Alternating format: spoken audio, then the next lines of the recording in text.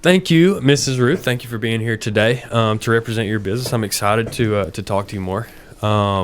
It's been really good. I did your podcast yesterday, so we're That excited was about fun. that. Yeah, it definitely was. You guys have a lot of structure. You guys have a process, some science to what you guys are putting out there, content wise for people. So, thank you. How are you doing today? How's life? Uh, How's business? Business is great. I'm doing well. It's a gorgeous day outside, a little cooler than normal, but It it'll is. get too hot in a little bit and we'll all start complaining about the heat. Yeah, for sure. I stood out there for a while and I was like, man, the sun and the cold is better than the rain at any point. So Yep. we definitely got some rain earlier this week. Why don't you go ahead and introduce your business as well? All right. I'm Ruth King, and Billy, thank you so much for having me on your show. I appreciate it very much.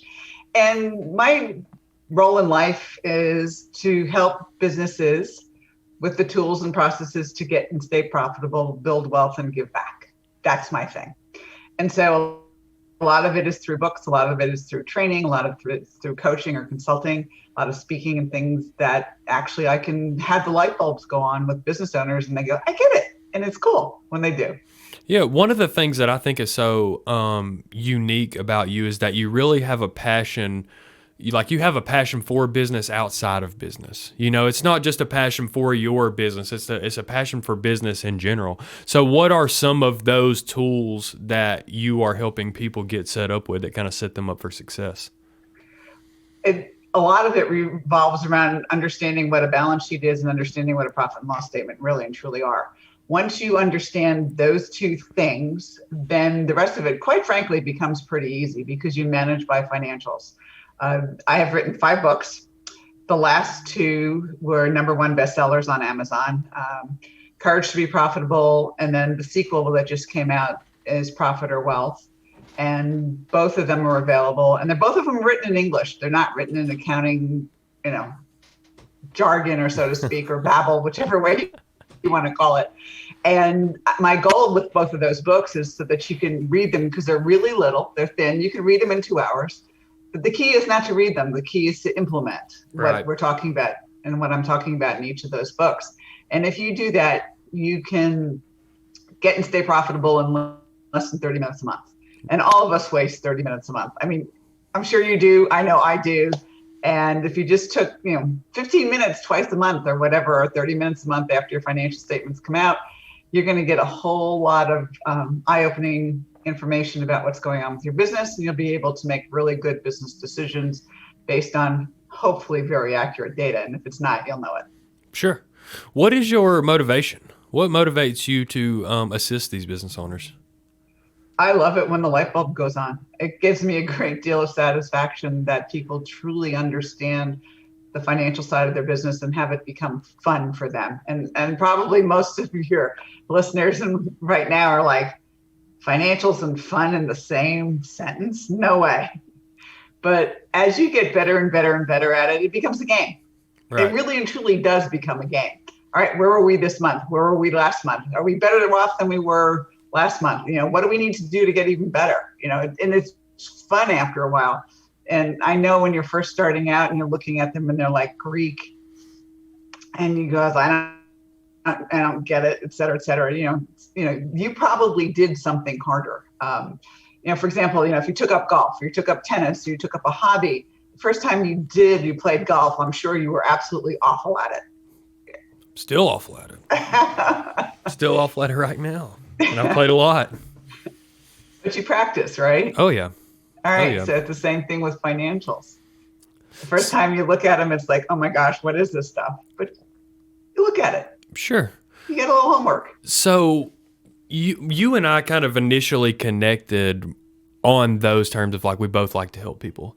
Like I Yeah. really get some motivation and some energy out of seeing one of the entrepreneurs that I really enjoy being around build something like Mm-hmm. that. Just that idea of building something ground up, make it happen, and you finally get to go through that whole process and see that win is really, really exciting to me. What is your background and how did you kind of get into this space that you're in with consulting with businesses over these different things that keep you profitable? What is your background? How did you kind of get into that space? By accident, literally by accident. a bachelor's and master's in chemical engineering, and had my first job in chemical engineering and absolutely hated it. So I went back to school and got my MBA in finance and loved the numbers. And that's where it started. It absolutely started there. Way back in the day, in the early 80s, like 1981. I mean, I started the Small Business Development Center branch in Decatur, Georgia, in the old courthouse. If you know where that is, Mm-hmm. if you've ever been there, you walk down in the basement in there, and it was when it rained, you had 2 inches of water on the floor. Mm-hmm. But that's where we started, and that's where I really started helping small business owners, was back then, and I absolutely loved it. And then I worked on a project with YWCA and the Small Business Administration, where we took, I think it was 65 women from September through May, and taught them every Saturday morning all the steps to start a business.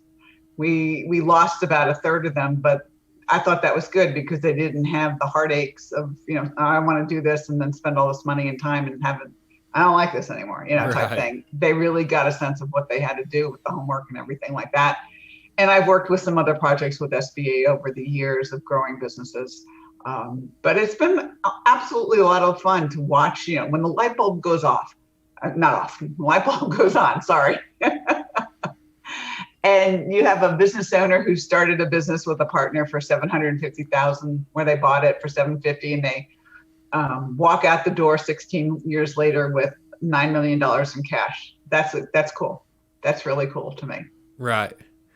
So how does that process go? What are some of those things that, and everyone, especially in the sales thing, say it's all the little things that really make all of the difference. It's in baseball, it's an extra hit like every 3 weeks that determines cut from the roster or Hall of Famer. It's very, you're splitting hairs as far as margin goes there. What are some of those things that you guys kind of hone in on as kind of KPIs for profitability? All right, we hone in on budgets, and this sounds very boring, but it really and truly is the baseline. When we do budgets, we do the budgets not only for a year or a month or a quarter or whatever else it is. We do it for every single week. So we know what revenue has to be generated every week for the entire budget year, and you report every week. So we know when you're on budget, when you're not on budget. If we're not on budget for a week, stuff happens. Come on, let's be real. Sure. But if you're not on budget for 2 weeks or 3 weeks, the warning signs are going, all right, what's going on here? Let's figure out where we need to go to make sure you can get back on budget. Because that's the key, is understanding the budget, number one, and then understanding the pricing behind the budget, and making sure that you're profitable on a net profit dollar basis, not a net profit percentage basis. Right. So, those are the two keys. And then it's just implementation in terms of making sure it gets done. And a lot of times I provide oversight to make sure that it does get done, because if they know they have to report to me, they're going to do it. Yeah. You inspire that level of accountability. Yeah. Otherwise I don't stay. I'm not going to waste your time, my time, and your money. It's not going to happen. Right. I'm done with that. I believe that. You have to take a look at your own profit loss statements at the end of the year, huh? Yeah, I do. Well, that's exciting. What are other motivations for you? How do you kind of impact with the community here? I know you're pretty close to us in Atlanta. So what type of stuff are you using, community based to grow your business or kind of grow your brand? Are you doing anything local or are you kind of more focused on being national? I am national more so than I am local. I have one client here in Georgia, and I don't work with competing clients. That's just my rule. 2 competitors I don't work with, because it's not fair to them. You're going to work with one and then you're going to do the same thing with somebody else who's close. It doesn't work. So I have a tendency to be very, very, very spread out. So got one here in Atlanta. I've got one in Augusta. I've got one in Athens. So you and I both know we're here. And one in Athens, and then just spread across the country is really where they all are. Several in Tennessee, one in Alabama, Mississippi. It literally is kind of spread out. So I don't try to do a whole lot here, because I don't look at it. Now you can buy books and, do that kind of thing. Obviously I'll do books and manuals wherever in the country or in the city or whatever else it is. But in terms of doing a lot of local, I don't. I'm much more national. Sure, sure. And what is your motivation for putting out the content through the books the way you have? All right. Can you imagine if every business in the world were profitable? What would happen? No, I can't imagine that. Truly. But think about it.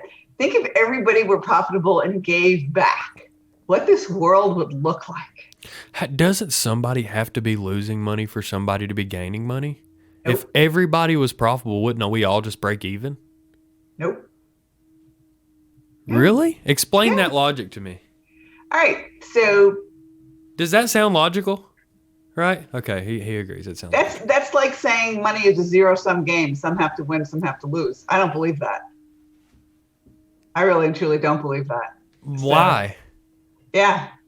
If you price your product so that you make a profit, and your competition prices his or her product so that they make a profit, and you two are competing, you're competing at a level that both of you are profitable. Right.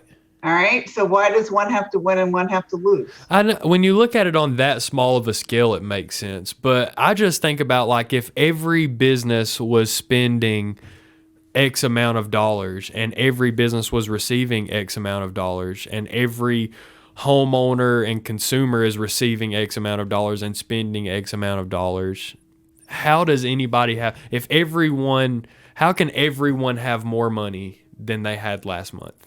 You know? Go look at the economy. Well, Where are we now make more versus money. where we were, in 1900. Oh, well, we make way more money. So that makes sense. I mean, Exactly. but you're talking about adjusting for inflation. I mean, with actual value. Well, how many business owners were there in 1900 versus how many business owners do we have now?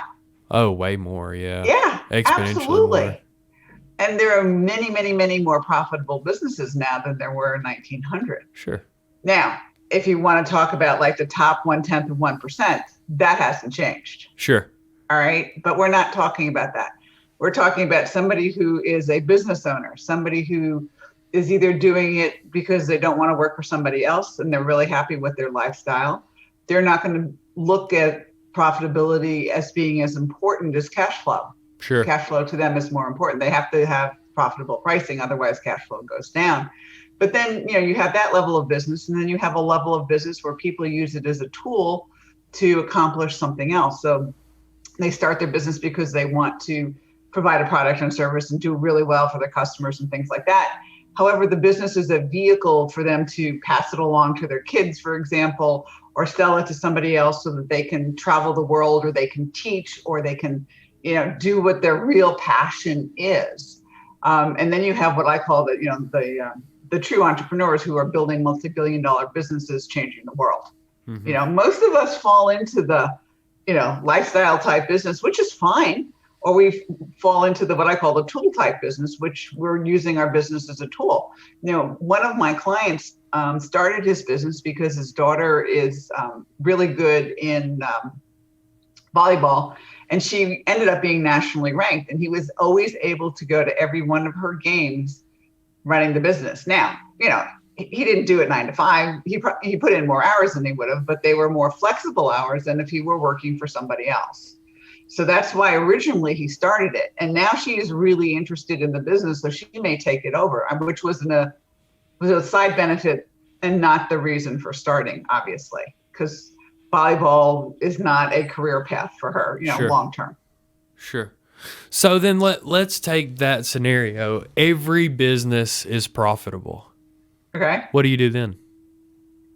Give back. Oh, yeah? How? Good answer. Okay. So I support a lot of things that I do. There's a group called Kiva, which you may or may not have heard of. I don't think so. I don't think I have. I don't think I have. You haven't heard of Kiva? Okay. Kiva is a micro lending organization that's worldwide. So they aggregate everything. And so I pay, $25 will give somebody a cow in Indonesia or something like that.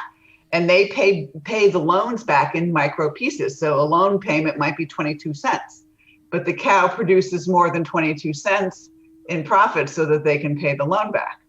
So I support a lot of that. There's also Grameen who does things like that. And then there's another group called Room to Read that was started by a guy who worked for Microsoft, and he was on a trip to Nepal or someplace like that. And he found out that, people weren't reading, they weren't doing anything. And really the education was not obviously really, really good at that point. So what he ended up doing was building libraries, but he would only build a library if the local people helped him build the library. Otherwise, They wouldn't support it and things like that. So if a community wanted a library, then they found the resources, for the materials and stuff like that, and somebody could help them with the labor. But the community actually built the library. They give them the books. They teach the women how to read, as well as the men. But it's getting a lot of it out of poverty. I mean, if you get down to the very basics, another one, which is water related, if you as a woman do not have to go and walk 6 miles every day to get water, and it's in your village, then all of a sudden you have all this free time. All right. So what do you do with the free time? You can build a business. Right. So, those are and I do a lot of stuff with veterans and military too, because my husband was military. Do you ever interact with anyone on the business front internationally? Not really yet. I'm in a networking mastermind group with 300 people worldwide. So yes, I interact with them, but not from a business perspective yet. Right. That makes sense. Have you released any of your content to any other countries, any of your books or anything? The first book, The Ugly Truth About Small Business, is in Chinese. Oh, wow. Also in Portuguese. Forget where else it is. One of them's in Spanish. It's getting there all over the place. It's pretty cool, isn't it? Isn't that a strange feeling? It's really funny to look at your name and look at the name of the book in Chinese characters and then see Ruth King. Right. It's really weird. That's cool though. That's cool. Yeah. Who do you have a publisher that helps you with your books as well? Yes, Morgan James. Oh, cool. My publishing company. Yeah, I have a friend of mine also that's published some stuff with Morgan James. What is that process like? Was that different than you expected it, or were you very prepared for that process as well? My original publisher is Source Books, who did the first 2 books. And I had a 3-book contract with Source, and they decided to exit the small business market. So they released me from the contract. And that's how I found Morgan James. And probably ended up being a good thing. Huh? Probably ended up being a good thing. It's a different publisher. I mean, the focus is different. Morgan James is much more entrepreneurial. Right. Which is really what I like about them. They're creative. They help you do things that are out of the box, which is cool. Right. And you might not have thought about some of those things. And as a result of it, both of those books hit number 1. So the other 3 didn't. Right. Does that tell you something? It definitely does. That's very interesting, though. It seems that you've walked, you have all of this experience that you leverage with small business and all this experience that you leverage within your life. You've been doing the same thing for so long that it seems, consistency is key. Is that one of the messages that you kind of translate for your business clients as well? Yeah, I do consistency, and then what's the end game? Right. You have to know what the end game is to be consistent. Right. To reach it. Sure. Yeah. Just redefining those goals, understanding what your goals are. Understanding what they are. It's not necessarily redefining them. Sure. But, let's assume that, you started your business, you're growing into a certain level, and you want out in 5 or 10 years. We put the plan together to get you out in 5 or 10 years, and then we implement the plan. Sure. That type of thing. So I've worked with very few business owners. I don't think I've worked with any who don't know where they're going, because it doesn't work, because you'd head off in this direction and I don't want to do that anymore. And you head off in this direction. That's a waste of time, effort, and energy. Sure. Never mind money.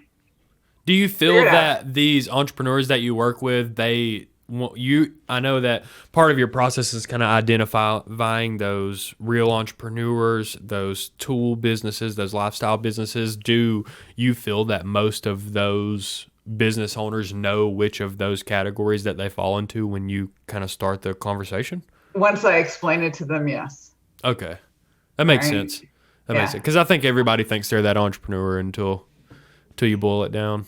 Yeah. I mean, and I do not work with very many lifestyle. No, I don't work with any lifestyle businesses one-on-one. A lot of them buy the books. A lot of them do the manuals and that type of thing because they are not focused on profitability. They're focused on cash flow.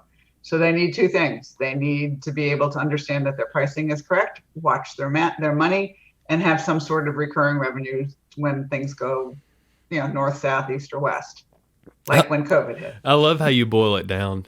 Yeah. I love how you boil it. You give me this sense of security of like, I can do it too. You know? You can. Yeah, I think that's what absolutely. people pay you for. They're like, Yeah. we can do it, but only with Ruth.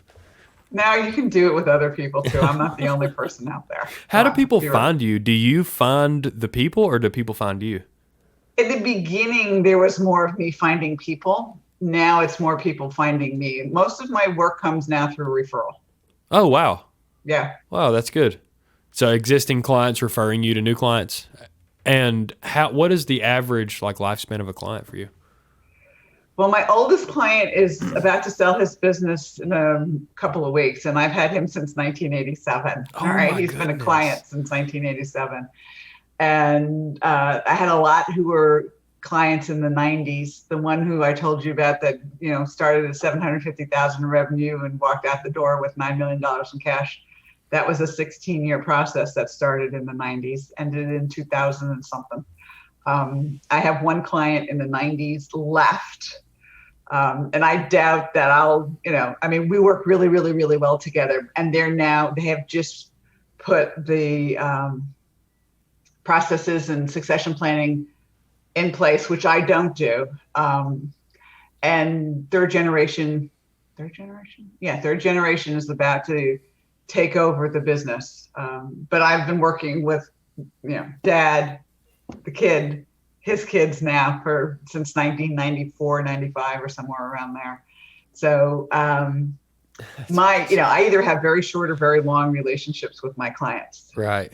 It's the short relationships are they don't want to do it, or they don't do what I ask them to do, or that, something along those lines. And in those cases, it's better that we part company. They realize it's going to take a lot of work and they may or may not want to do it. And that's what happens. That's absolutely what happens. Sure. And then the ones who do it, we, month after month after month after month, we watch the businesses kind of go, which is really kind of fun. Mm-hmm. How did COVID affect you? How what? How did COVID affect you?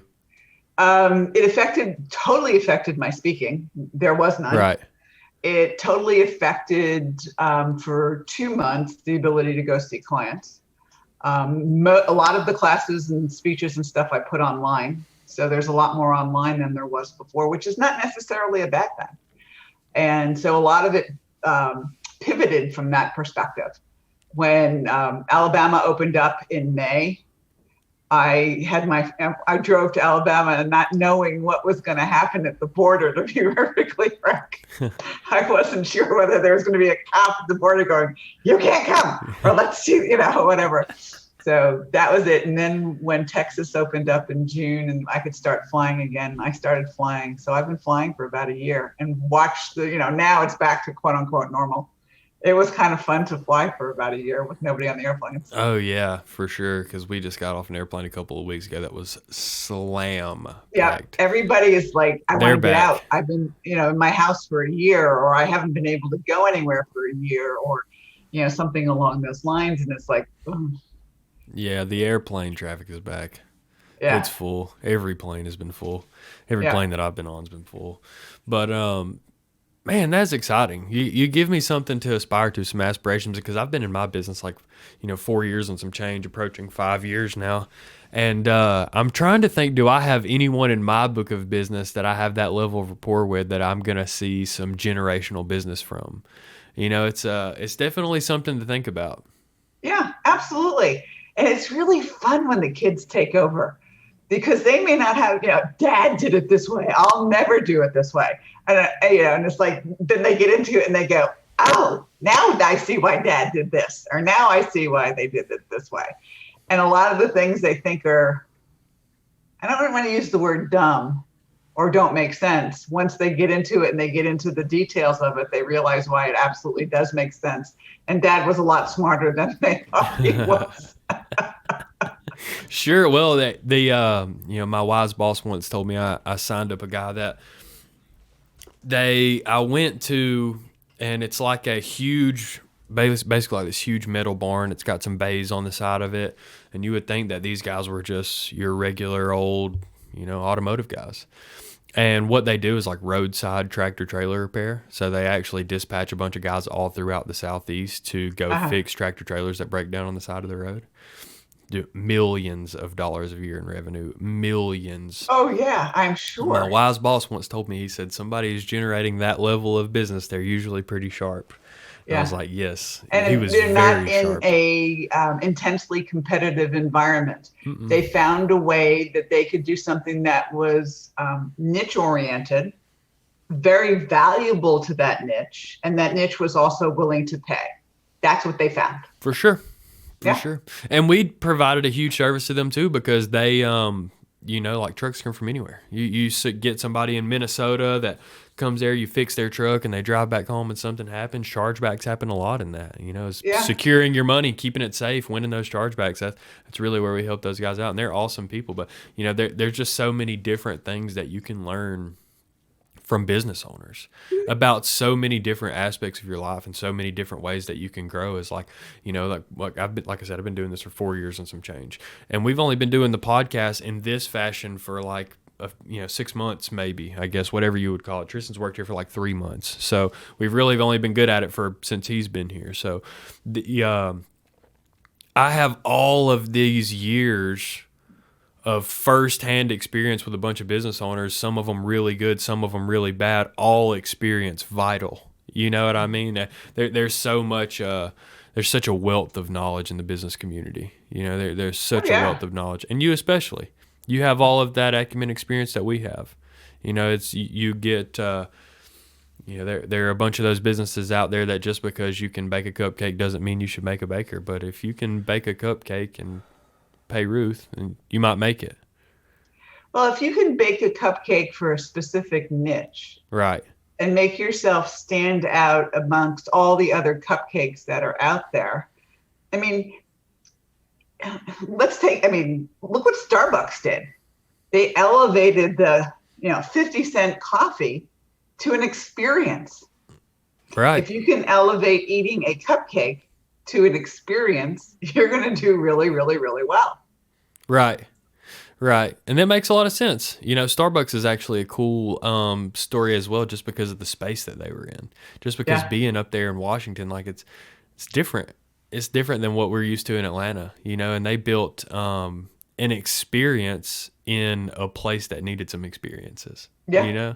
Well, Howard Schultz basically, was in Italy, and he saw what they were doing, and he took it and bought the business from the guys he was working with, and look what he's done with it. A lot of musicians got in really early on their offer. A lot of musicians got, like David Grohl, the front man for the Foo Fighters, that was the drummer for Nirvana. Kenny G. That's right. A bunch of them got in on it really early. What a good one to get in early on, huh? Yeah. A good one. You just never know, though. Right. They took a chance. Yeah. Now everybody's buying Dogecoin. Well, tell people, in case we have anyone in our network or our listenership that wants to talk to you, I'm sure there are definitely some people that need some pointers. How do people find you? How can they get in contact with you? My website is ruthking.info, so it's really easy there. And everything that I do is actually on that website. So all the different videos and all the different books and all the different training manuals and stuff are there. They have a question, please call me. I love talking to people and helping you. And so the number here is 770-729-8000, or you can send me an email, which is rking, RKING at onthe-ribbon.com. Right. Happy to talk to anybody. Cool. Well, thank you for being here. I appreciate your time so much. It's very valuable. Well, I appreciate Billy, and thank you for having me, and hopefully I helped your audience. Yeah, you definitely did. You definitely helped me and Tristan. We learned something. So Cool. Thank you so much. I look forward to getting this out to the world, and then we'll touch base again soon. Thanks, Billy. Yes, I look forward to it. Yes, ma'am. You have a good rest of your day. Thanks, you too. Bye-bye.